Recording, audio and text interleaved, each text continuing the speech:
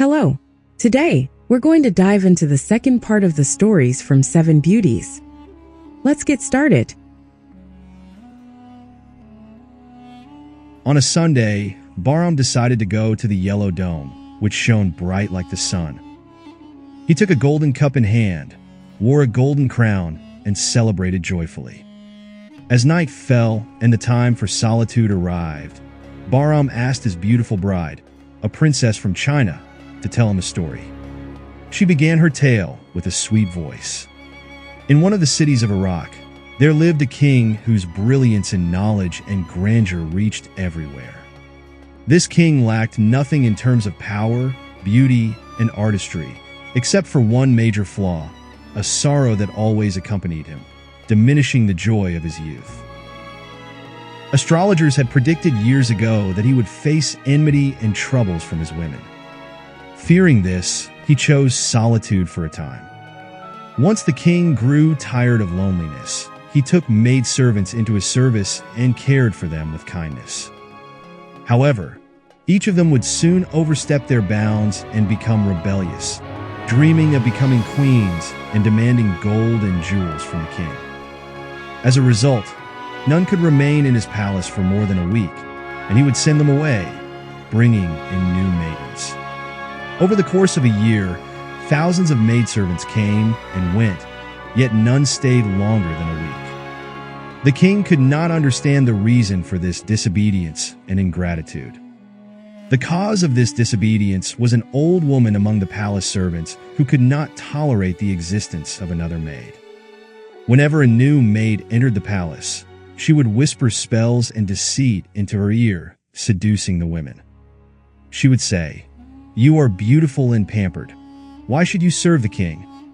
You could own this palace yourself."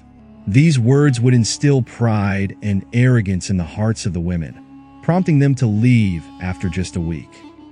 The king spent his days in loneliness and longing, unable to find a woman worthy of his love.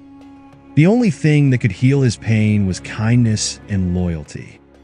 One day, he heard that a caravan of beautiful maidens had arrived in the city. As usual, he set out to the market to buy a lovely maid. Among the maidens, there was a girl from China. She was as beautiful as a fairy, shining like the morning star, with lips as red as coral and teeth white as pearls. Her face resembled the sun, and her speech was sweeter than honey. When the king saw her beauty, he chose her above all the maidens and inquired about her from the slave dealer.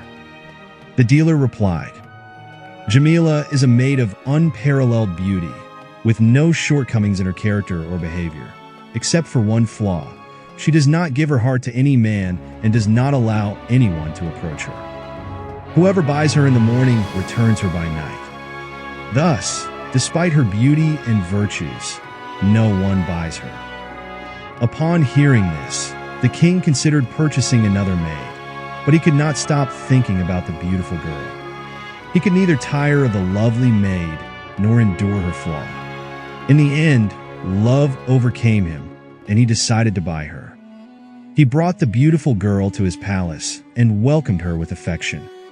Under his kindness and care, she became a loyal and devoted servant.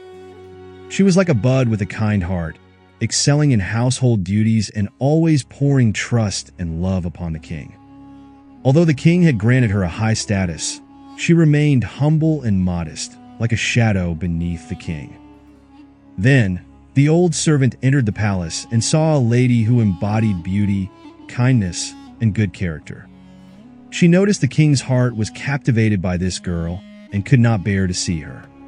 She began to weave deceit and tried to seduce the girl with her words. However, her trickery had no effect on the maid. Days passed, and each day the king's affection for the maid and the maid's love for the king grew stronger. Yet the king held back, refraining from speaking of intimacy. One night, the fire of passion ignited in both their hearts, and the king finally spoke. "I want to ask you a question. Swear that you will tell me the truth, for I have learned little from women, and honesty is the foundation of love between a man and a woman." If you enjoyed the video, don't forget to subscribe and like. Have you heard that Balkis and Solomon had a child with a physical defect? Solomon sought Gabriel's counsel about the reason for this deficiency. Gabriel told him, "There is a dishonesty between you and your wife. Find it and confess it so your child may be healed." Solomon went to Balkis and asked her to reveal the truth. She confessed, and the child was healed. Then Balkis asked Solomon to tell the truth, and he revealed a secret. At that moment, the child was also healed. Thus, you see that truthfulness is essential for every couple. Now open your heart and tell me why you refuse my intimacy. When the maid heard these words, she finally spoke and revealed her illness and pallor, saying, "In my family, there is a trait inherited by all women. They are all pale and ill. When they give their hearts to a man and become his bride, they die during childbirth. How can I willingly accept death and drink this poison honey? This is my true story." The king replied, "Because none of the women have ever truly loved me. They all sought their own comfort. They started well, but ended poorly. When I alleviated their pain with gifts, they forgot their service to me, turned to cruelty, and left. One cannot trust a woman, for she is like a feather in the wind, unstable. If she sees wealth, she is pleased. While she is young and beautiful, she is happy. But when she grows old and withered, no one desires her. I have never seen any of these maidens as kind and loyal until you came, and I began to see the truth in you. Though I face despair with you, I cannot live a moment without you."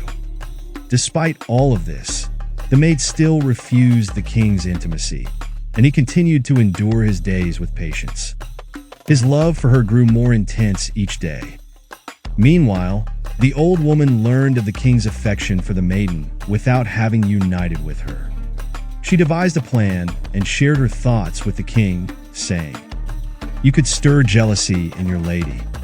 Bring in another maid, and in her presence, caress and embrace the new maid, spending your time with her until your lady feels more accepting." The king did as she suggested and brought a new maid to the palace. His heart remained with his beautiful lady, but he spent his time with the newly acquired maid. When he missed his beloved, he would visit her, and when he sought pleasure, he would be with the new maid. But how did the lady feel? Seeing the king's behavior ignited the flames of jealousy and protectiveness within her, yet she remained patient. But for a lover, what good is patience? One night, the lady found the king alone in his chamber and approached him, saying, "O king, why do you treat me this way? Why did you show me love and affection at first, only to now treat me with bitterness? If you are no longer satisfied with me, why do you hand me over to my rival? If you intend to kill me, do it with your own sword, for to me, death without you is better than life. Do whatever you wish, but I cannot bear to be given to my rival. Speak, and tell me your secret. Why have you done this? Speak, and I will surrender myself to you, ready to embrace death, for I love you more than my own life." The king, whose heart belonged to her, replied, "You spoke of your longing, but you did not mention mine. Your desire made me yearn as well, and my patience bore no fruit until the old woman found a solution. Though it was hard for me, and your suffering was like poison, I endured and followed her advice." Hearing this, the maid recounted the old woman's words to the king, and together they recognized the offender and punished her. Then the king united with his lady, and not only did death not come, but her pallor also faded, and she became well. They lived happily together for years by the king's side.